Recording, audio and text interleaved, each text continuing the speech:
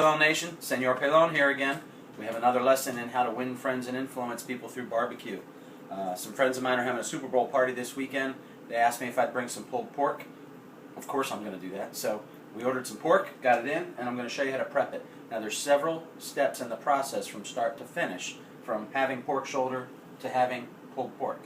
They're not difficult, but they do take time and you have to do them in just such a way. So we're going to have several videos over the course of my day today showing you the different steps. The first step is probably the easiest, but it's also the most important. We've got our pork shoulder here in the sink. We're going to take it out of the bag and rinse it. Then we're going to season it in the pan, and then we'll go to the smoker, which will be the next step. So let's get started.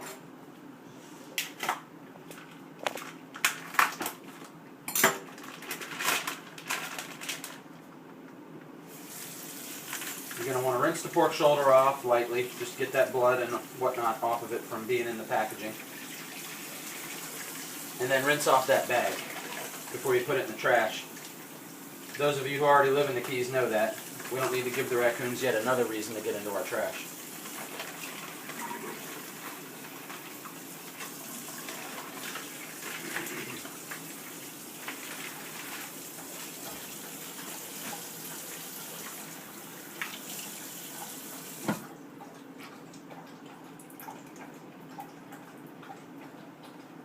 Alright, right into the pan, fat side down. We want to get seasoning on all this meat.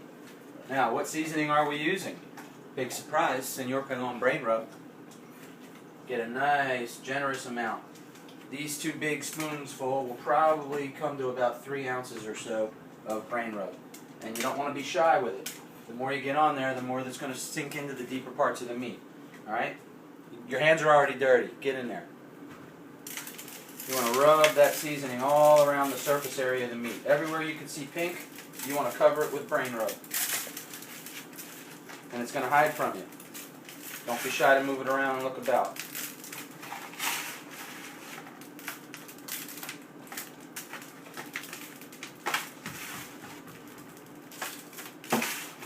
And we're going to put a little bit on the surface here when we're done, but you don't want to overkill it. That fat's pretty thick. Seasoning's not really going to get in there, but it will rain through as the meat renders.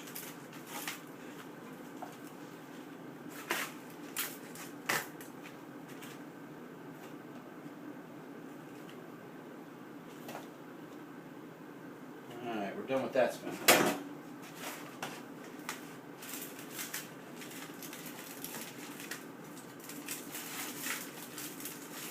Now as you can see, there's quite a bit of seasoning being left behind in this pan. That's not an accident. Smoking is just one part of the process. We're going to also braise the meat in our smoker, and we're going to use this pan to do it. So let this seasoning stay in the pan till later. You'll see it in another step. It'll come into play. We want that flavoring to seep into the meat. Alright. Scrape any of the seasoning that's on the bottom. Drizzle it on top.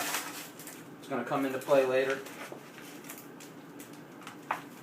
And there you go, step 1. This pan is now ready to go down to the smoker, and we'll show you that next step in just a few minutes. Thanks.